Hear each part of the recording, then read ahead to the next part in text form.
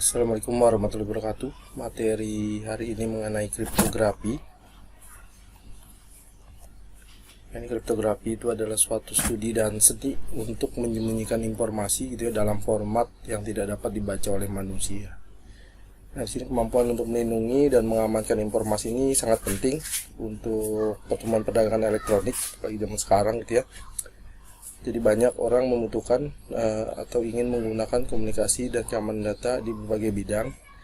Nah, si enkripsi data ini memainkan peran utama dalam keamanan data. Contohnya misalnya ada bank ini menggunakan metode enkripsi untuk proses transaksi keuangannya. Nah, ini melibatkan transfer uang gitu ya dalam jumlah besar dari satu bank ke bank yang lain. Dan bank juga menggunakan metode enkripsi untuk melindungi nomor ID nasabah mereka di mesin ATM.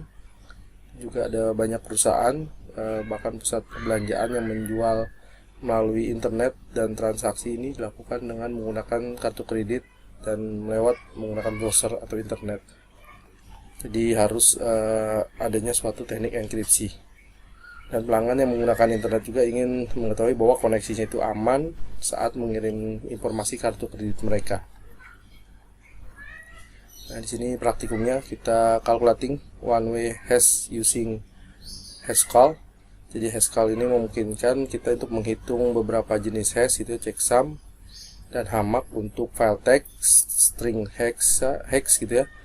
Juga ini dia mendukung algoritma MD2, MD4, AIDS, SH1, SH2 gitu ya. Itu ada RIPEM D160, Panama, Tiger gitu ya, ada banyak lagi yang didukung sama si Haskell. Nah, ini lingkungan labnya. Jadi untuk melakukan lab ini kita perlu atau unduh Haskell ini di www.slavasoft.com/Haskell, dan alat ini bisa dijalankan di Windows 10. Nah, pertama kita install dulu tadi Haskell yang sudah diunduh. Terus kalau sudah kita jalankan aplikasi Haskellnya, nanti di sana akan ada pilihan gitu ya. Nah, di sini ada, kita pilih misalnya format datanya text string dari daftar format data. Terus nanti kita masukkan datanya yang mau kita hitung hashnya. Ini contohnya misalnya UPN veteran. Nanti pilih si algoritmanya tuh MD5, SA1, RIPEM D160, dan CRC32.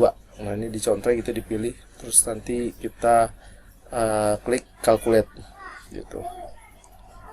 Jadi di sini nanti akan dihitung suatu hashnya, gunanya untuk menentukan integritas suatu data. Nah, didokumentasikan, ini analisis labnya, dokumentasi semua nilai hash, MD5 dan CRC untuk referensi lebih lanjut. Nah, selanjutnya enkripsi file dan teks menggunakan Crypto4g. Crypto4g ini adalah perangkat lunak enkripsi file untuk keamanan data pribadi dan profesional. Jadi di sini memungkinkan kita untuk melindungi privasi file, folder atau pesan dari email gitu ya, dengan mengenkripsinya dengan algoritma enkripsi yang kuat. Jadi setelah informasi dienkripsi, informasi tersebut dapat disimpan gitu di media yang tidak aman atau bisa ditransmisikan pada jaringan yang tidak aman seperti internet. Tapi dia tetap terjaga kerahasiaannya. Nah, setelah si informasi tadi itu bisa didekripsi gitu ya ke dalam bentuk aslinya ketika informasi sudah diterima sama yang tujuannya. Lingkungan labnya di sini kita perlu Crypto4g yang dapat diunduh di www.crypto4g.com/download, dan kita juga perlu Windows 10, misalnya ini di mesin virtual. Nah, tugas labnya setelah kita download, kita install Crypto4g yang sudah di download tadi, terus pilih misalnya kita menjalankan ini suatu file ya, file yang akan kita encrypt. Ini kita pilih file, misalnya file Word atau file PDF atau file apapun ini mau kita encrypt, ini klik kanan terus kita enkripsi. Terus nanti dia akan minta password untuk melindungi filenya gitu ya.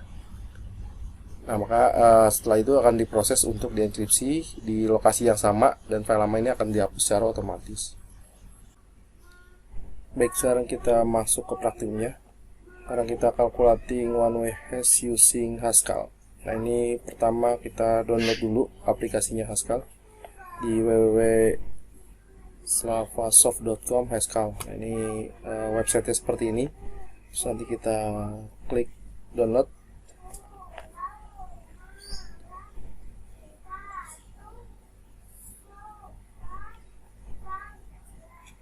Nah, nanti akan ada seperti ini, kita save file gitu ya. Ini saya sudah download, save file Haskell-nya. Habis itu kita setup, jalankan setup.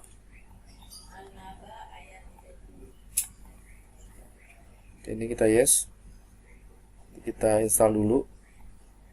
Ini di accept, ini next, ini default saja. Install, terus create desktop icon, next, terus install. Ini sudah selesai. Terus kita nggak usah view, kita langsung jalankan Haskell-nya. Ini aplikasinya seperti ini. Berarti seperti ini aplikasi Haskell-nya. Nah, di sini ada data format. Dia bisa file, text string sama hex string gitu ya. Nah, ini misalnya kita coba text string. Misalnya di sini tadi kita coba UPN veteran gitu ya. Dan terus untuk algoritma ini ada MD5, MD4, SA1 gitu ya, SA256. Ya, ada banyak gitu ya sampai CRC32. Nah, ini kita pilih MD5, SA1, RIPEM D60 sama CRC32. Ini calculate, langsung kita calculate. Nanti akan ada hasilnya sini. Nah, ini setiap hasilnya akan beda-beda sesuai dengan algoritma yang digunakan untuk data atau kata-kata seperti ini ya. Nah, selain itu kita coba misalnya di sini ada file, kita coba file ya. Terus kita cari file yang mau kita buat si hashingnya atau nilai hashnya. Misalnya di sini saya ada tugas, peran, dan fungsi guru. Di sini ada PDF file, open. Ini masih tetap default gitu ya si algoritma yang digunakan. Terus calculate. Nah, ini dia akan membentuk suatu hashing dari file ini gitu. Nah, ini file ini bisa kita kirim gitu ya, misalnya ke tujuan, dan juga kita kirim MD5 nya atau HSA1 nya ini gitu. Nanti di tujuan sana dia generate juga seperti ini gitu. Nanti dia akan cocokkan apakah si MD5 sama HSA1 ini cocok apa enggak gitu. Kalau dia cocok sama, berarti file yang kita kirimkan itu tidak ada perubahan gitu. Jadi Haskell itu gunanya seperti itu. Jadi untuk melihat suatu integritas data apakah terjamin apa tidak.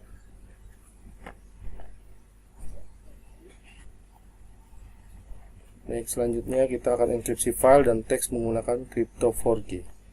Kita masuk ke websitenya gitu ya. Sini ada www.crypto4g.com. Di sini ada download. Kita download.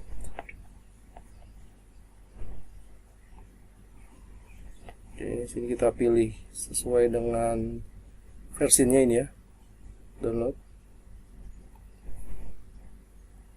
Nanti kita save filenya.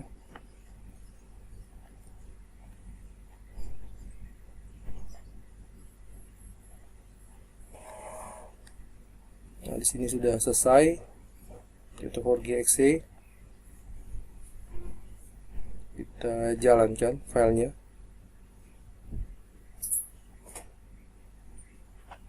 Ini setapannya Crypto4g, yes. Oke, kita install dulu.